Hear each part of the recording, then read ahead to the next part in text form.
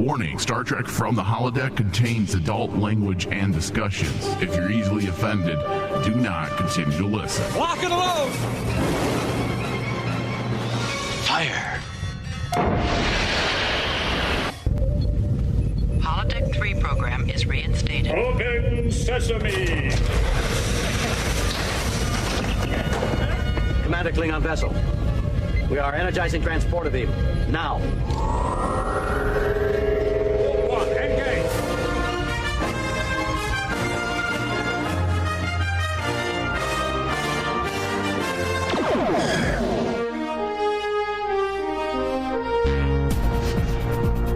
Hello, welcome everyone to Star Trek From the Holodeck. I am Michael, your captain. And in the studio with me is Lieutenant Junior Grade David Sabal. Hello. Hello, everybody. Okay, we are here yet again to talk about the latest episode of Lower Decks, because this is the Lower Decks edition, and that is what we do. What episode is this? Episode 4, right? This is episode 4. Titled Something Borrowed, Something Green. The synopsis: Tendi is summoned back to Orion for a wedding. The episode was directed by Bob Suarez and written by Grace Herrera. Lower Decks coming in like a canon-defining savior. I guess you could say, yeah, possibly. Coming in and casting light on Star Trek's most mysterious species. You know, it wasn't until this episode that I realized that we really don't know much about the Orions. Yeah. There's a lot we don't know. In fact, what do we really know about them prior to this episode? They're pirates. Kirk sleeps with a lot of them. They're green. The women have a type of pheromone that they use to control and manipulate men. Yes. That's pretty much it. So I like this episode quite a bit because what did I say about Lower Decks? Be funny. Do your thing. But also be relevant. And the fact that Mike McMahon used this episode to make jokes, plenty of jokes all around, but also redefined, introduced like things that we just never knew about the Orions. I found it interesting. And the way they worked, of course, Tendi into this to flesh out her character and understand her backstory, as Mariner put it, these are backstories I've never heard of. Of essentially calling themselves out for never exploring the nuances of Tendi's background prior to season 4. Well, it's something that Lower Decks is really good at, is doing the meta humor. Yeah. Breaking that fourth wall, but not doing it like, say, looking at the screen and going wink, wink. Yeah. It's basically through simple little tracks of dialogue. Yeah, Mariner isn't Zach Morris. She isn't looking, at the camera at the end of Saved by the Bell and saying, well, hopefully Kelly Kapowski is going to take me to the prom. Although I don't think women take guys to the prom, right? No. I don't think they're hopped up on stink. Lieutenant Devana Tendi returns to her roots on the Orion homeworld to attend her sister Erica's wedding. However, her visit also forces her to confront the familial ties she intentionally left behind when she joined Starfleet. And the narrative itself explores the deep-seated sisterly resentments and introduces enigmatic and occasionally dangerous figures from Tendi's past that was used for levity, as well as ways to formally flesh out the Orions and their homeworld. Mm-hmm. The episode provided insight into Orion culture and their way of life, shedding light on aspects that were previously unexplored. Yes. The episode, Story A, was predominantly about Tendi and her family, right? Family, yeah. Because I really dug the fact that they took a stereotypical story about the black sheep of the family and turned it on its head. Like usually the black sheep of the family is like the one that is rebellious, that is actually, hopped up on drugs or, having sex everywhere. In this regard, they flip the stereotype and put a Star Trek flavor on it, because like we all know what's really hot in Star Trek is the women that have brains. For some strange reason, it's always been this way in Star Trek. Women in Star Trek have brains, and they're very brilliant and smart. And we always say that's why we find them sexually attractive, because not only do they look great, but they are geniuses. And like Tendi, actually doing this to Tendi is like hilarious, because it's bringing that Star Trek trope up front, and being able to, like what you said, give us a little insight on something different, doing something different. Give us something like a background of an alien race that we don't know about. Isn't that what I said a few episodes ago? And it's something I said, I pretty much, it's not just a few episodes ago. It's something that I continually say season after season. Mm-hmm. I'm okay with the comedy. I enjoy a good time. Like, I'm not some grumpy old man that yells at kids to get off his lawn. I do enjoy jokes. I do want some serious moments, and we do get them. Mm-hmm. But ultimately, at the end of the day, what do I say about Lower Decks? If you do something new and you're not just working or playing within that derivative sandbox for shits and giggles and self-referential moments, then that's fine. Like, as long as you have those moments where you make your show relevant. To be perfectly clear, David, this is probably one of the most relevant episodes of Lower Decks because of how it expands the mythos of the Orions. That is the most intriguing part of the episode, was the exploration into Orion society. Well, yeah, because the easiest thing they could have done, especially since you included a character like T'Lyn, the Vulcan. Yeah. You could have actually seen this type of stereotypical story type being put onto T'Lyn, but we've already seen that type of culture. Like the Vulcan culture? Yeah, the Vulcan culture. Yeah. We've seen that done before through Spock to give us insight on the Vulcan culture. Mm-hmm. Even like with Worf in TNG, when they do it to Worf and we get insight into Klingon culture. But those are the only races that we've ever delved fully into. Yeah. Think about that, Mike. In all of Star Trek, because after this, I started thinking about it. When it comes to like main characters diving into stories about their race's culture, Tendi and the Orions is up there with like some of the like Spock and Vulcans and Worf and Klingons. But if you think about, is there any other characters that do that? I can't really think of any. When I was writing down my notes, I couldn't think of any other characters out there that basically came from an alien race and we dived into that culture. Yeah, you meaning in a relevant sense? In a relevant sense, yeah. Well, it's very strange. And listen, I understand probably why, or the reasons why they haven't really explored the Orions. And it's because it's, I mean, not to me, because I'm just not sensitive like that, but it's become a little problematic. Introducing something like seductive femme fatale type characters that lure men to their death or demise in a siren-like fashion. I mean, that worked in the 60s. Yes. And there's a reason why Next Generation didn't even ever mention Orions, if memory serves me correct. Which is hilarious when you think about it, because like... Well, look at the Ferengis too. Like, there's a reason why they used the Ferengis, introduced them, I believe, in the first season, and the original intention was to use them as the new viable threat. They were going to be the Klingons of the Next Generation. And because they were designed as this misogynistic capitalist society, it just didn't work for certain people, even in the 80s.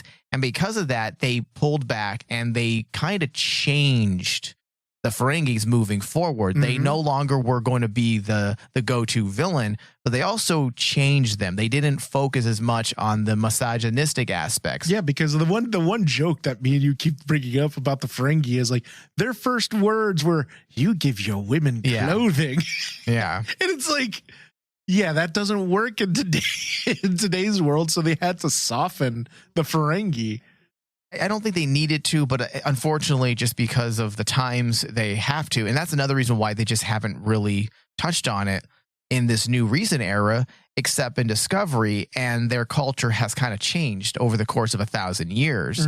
And it's not nearly as dressed as they're not dressed as much as a sexual people. Yes. In Discovery.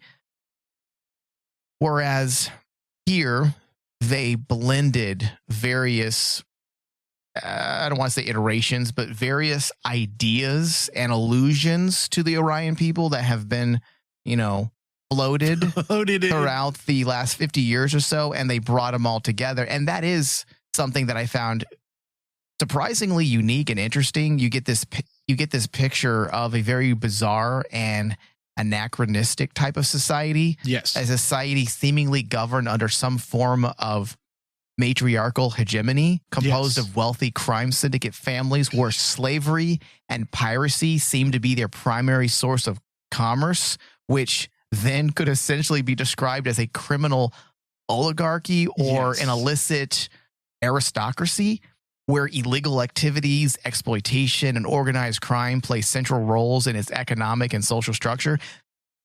That's what I got from this episode. Yeah. And that's why I like the episode, because in 25 minutes, they completely fleshed out an entire culture. And it's like they did it without taking those elements that if they were to actually do that, because like there are questionable things that Star Trek has done in the past when it comes to the aliens, but the way here in Lower Decks, because it has that veneer of humor, satire, and it's more acceptable and digestible for the audience. No one can get offended at this. Well, they also have swapped roles. The genders, yeah. Yeah, they swap roles. Like a simple thing, dude. Rather than the women being the ones that are the sexy seductress, they still are. Yes. Through pheromones, but it's the men who end up doing, what did they call it? Body humping or booty humping? Booty humping? Something that they called it something, and it felt like they were trying to make it like almost like a drug. Like the pheromones are a drug, and then they end up doing things that drug addicts do when they're all strung out. Yes. Silly, sucking dick for cocaine or sucking dick for heroin. That's kind of what they were doing with the males. Yes. That once they get that drug, there's nothing they won't do. It was called a hump dungeon, Mike. Hump dungeon. There you go. Dungeon. And I mean, come on. And the funny part is like, honestly, that's a little more consistent with reality, in my opinion, because men will do stupid things when it comes to hot women. You cannot tell me if you were a guy and you were part of this culture. I think I'd be happy. I'd be okay with this. I'd be okay. Listen, objectify me, put me in a hump dungeon. I don't care. I don't care. I don't care. I'm being taken care of. Fantastic. This is why the gender roles should have been swapped like 5,000 years ago. Men would have no problem being objectified because being treated as sex objects. The thing that cracked me up the most was like when Tendi actually freed them from the I think it was like the pheromone in the hump dungeon, and she was threatening to actually cure all of them. Did you notice like all the guys, they were just happy. They were like they get free to go, oh, okay. Well, no harm, no foul. No harm, no foul. What do you want me to do? and the one guy immediately gets on his hands and knees and starts licking the woman's boot. Yeah. So, yeah, David, interestingly, this is the first episode of Star Trek, period, that was willing to explore the Orion species and their native environment. Originally, just to give some background on Orions for potential new Star Trek viewers and or listeners to our podcast, Orions initially made their debut in the Star Trek universe in the original series pilot, The Cage, Yes. where Captain Pike encountered a seductive green-skinned woman at a Romulan-style gathering. However, due to the costs of green makeup, apparently that's one of the rumors, which I don't think that's it, but that's one of the explanations.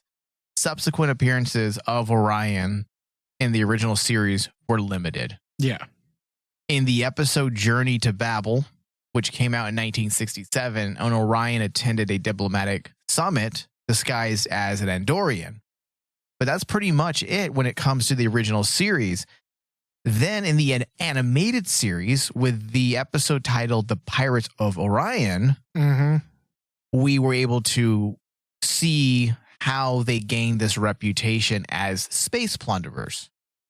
And then following this, Orions were absent from Next Generation, Deep Space Nine, and Voyager, which basically marks, 30-some years of no Orions. And it wasn't until the fourth season of Enterprise in 2004 that Orions made the return to the franchise. And that was one of those episodes in Enterprise that were kind of cringy.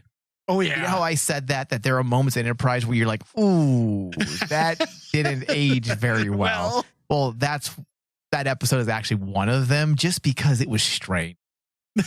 That's one way of putting it. I mean, you had T'Pol essentially become jealous. Yes. Over all the attention the Orion women were getting. It felt strange. Very, very strange. It was weird.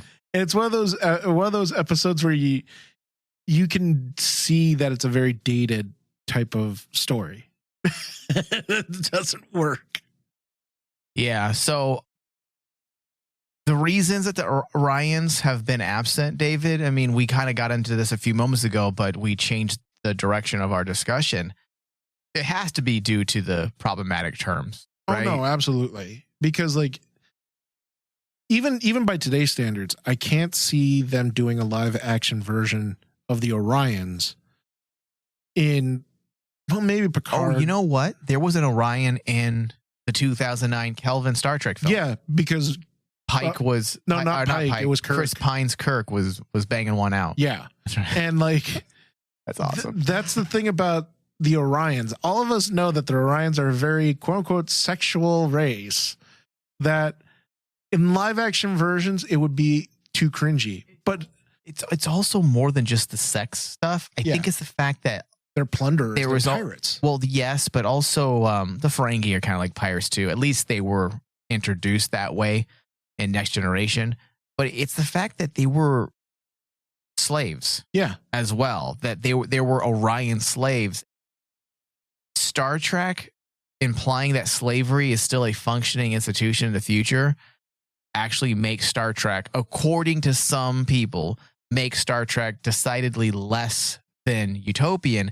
However, I would argue that that's not the case, because the idea of progress in Star Trek is exclusive to the human race. Yes. The idea isn't that the entire universe of organic life has now reached some moment of transcendence where they recognize the error of their ways. That's not the case. It has to do specifically with the unification and harmony of humanity. It's the Federation. And what's ushered in this type of golden age. Mm-hmm. And if there's no slavery connected to Starfleet and the Federation, then I don't see why it was ever a problem. I know that people just have problems with the word slave in general. Oh, yeah. To where many shows and TV have just refused to use that word in any context. For example, Star Wars has purposely changed the name of Boba Fett's starship. It's just called Boba Fett's Starship. Yes. Whereas the original name for 40-some years has been Slave One. Mm-hmm. And they have changed the name, and people have speculated that it has to do with the fact that the name slave is problematic. But slave in itself isn't problematic. We can't erase words from language just because it comes with a history. Yes. That is the most ridiculous thing ever. So I do feel like that's probably a big part as well. the fact that the Orions are advocates of slavery, Yeah. and just that idea alone, it isn't kosher with today's social climate. And when you add the taboo of sexual slavery, it becomes worse. it becomes worse. Yeah. I personally think it would be interesting to explore it. Like, you should use it as a way to comment socially. That's what Star Trek does best. Yes. And- But you would need a very special writer to do it. Yeah. Well, they bypassed it in Star Trek Discovery. That was one of my problems with, was it the third? I loved the third season of Discovery, but if I had to nitpick, I did like that they used the Orion woman. Yes. I forgot her name now, that was in charge of the syndicate, one of the major syndicates. Mm-hmm. I liked what they did with her, but they completely bypassed pretty much. I mean, they might have mentioned it in passing that they're still kind of these types of people, and they're still tyrannical, and they're not a great people as a whole. They have problems culturally speaking, Yeah. but they definitely skirted the line. Mm-hmm.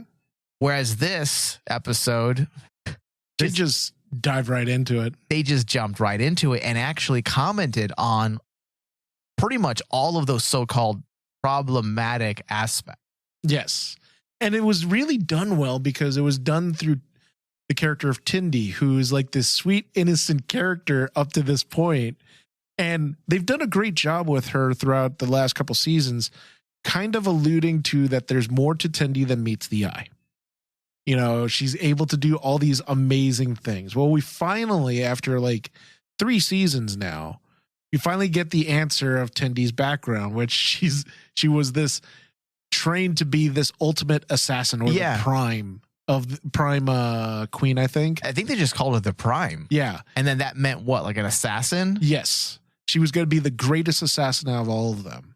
And it was like getting to see that through the eyes of Tindy was genius. That's the way you can handle a story like this without stepping on too many people's nerves. It was one of the best episodes for character development. Oh, absolutely. Yeah. I mean, like, that's why it amazes me that basically when we look back in Lower Decks, when it comes to character development, this writing room has a really interesting way of creating character development for these characters. It's very concise. It's very in concise. such a limited time, because the episode's running time are what, typically anywhere between 24 to 27 minutes. 27 minutes. And if you think about it, Mike, they do better character development than some of the live action shows. Oh, come on. Some. Come Yeah. on. Like even like in like I'm doing outside- oh come on with a little wink wink. Yeah. But even outside of Star Trek as a franchise, you look at what they're able to do in 27 minutes. And there's shows out there that take forever to get to character development. Mhm. Like it takes them 4 episodes to get to character development. But here in Lower Decks, we get our character development within 20 minutes. Say what you want about Lower Decks. It may not be everyone's cup of tea, because it does veer into the obscene at times, and Absurd. maybe the absurd, and maybe Yeah. comedy may not be everyone's thing. But one thing you cannot say about this show is that these writers don't know how to write, Yes. because they are on it every episode, whether the episode is spectacular in content or not. The format, the technical expertise behind the writing is some of the best. Dave, that's all I can really say. It is very concise. Even with like their story B element that we haven't even touched on, because the story B element in this episode was rather light, Yeah. but it was concise. Their story in story B was basically, it's a story about miscommunication. Mm-hmm. That is it. Yep. And they took a simple concept that A Star Trek concept. a Star Trek concept, Yeah. as a core Star Trek concept, say, okay, we'll make this story B, but story A is going to be bigger, bigger in substance than story B, but it's going to be okay because we'll make story B concise and make sure that it feels like it is a proper Star Trek storyline. Okay, we'll take a core concept like miscommunication, do it that way, throw some well-timed jokes. I thought the jokes between Rutherford, I was cracking up because I'm like going, I wonder what would Mike do if I came in. All right, Maven. Oh, What don't. Maven? Yeah, high five, Maven. No, I'm not high-fiving you for that. nothing can stop us. Oh, a lot can stop us. That name can stop us. And I was like going, yeah, I picture me and you like if we were roomies, we'd be like Rutherford. Dude, I'd probably kill you. We'd probably kill each other. Yeah. We'd have to dress up as Mark Twain. I can't. Probably, yes. and have to talk it Now out. you like hear that. me here, David. I would like a little mint julep now. Ooh, the lolly. Lolly. You're pissing me off. That's so stupid. That was the thing. It's very simplistic. That was the thing about that storyline. It was so simplistic, but it was concise and it flowed properly. It didn't take away from story A, Yeah. and it wasn't like a complete throwaway for the other two characters, which is Rutherford and Boimler. It kind of pushed their narrative a little forward. Everyone Okay. has purpose in this show. Even Mariner. I mean, Mariner and T'Lyn were essentially just social commentary and levity. We got so much more out of T'Lyn too, because like I think she might be my favorite character. She can't be my favorite character quite yet, but if they keep using her the way they're using her, she'll probably end up being just like all Vulcan characters except Tuvok. They all become my favorite character at some point. And that's the thing is like I like the way they use T'Lyn because T'Lyn uses Vulcan logic to make sense of the absurdity. Dude, when Tendi was like, let's go celebrate because there's no work to do, and T'Lyn said celebrating one's lack of purpose is illogical. This is logical. Like, that's amazing. That's why I like Vulcans. I know. And that's so what, good. That's why I'm like going, this character who we barely have touched on and gotten introduced to just in this season, she's coming along really steadily. If I had to pick one character or one missing element in Lower Decks, it would be T'Lyn. And now it feels complete. Yeah. We need those logical characters, those characters that sometimes are used to isolate the absurdities of human interaction, to make comments on the illogical for purposes of whatever, social commentary or comedy. Mhm. I mean, how many times has Spock been used from a logical perspective for levity? Yes. And it's almost always worked. Another character that basically is perfect for that is also Hemmer from Strange New Worlds. The way Hemmer was used with his He's one of those characters. with his type of logic to the situation was straightforward. Yep. And it's like that is what Star Trek excels with those type of characters. Yeah. All right, David. So you know what? This brings us to the end of our discussion. How about you give me a quick final thought and your RMD score? My final thoughts on this episode. This episode was fairly compact and light, but at the end of the day, after I watched it like twice, I got to pull a lot more stuff than my first go around. And I'm not going to say it's my favorite episode. My score for this one I have written down as 86.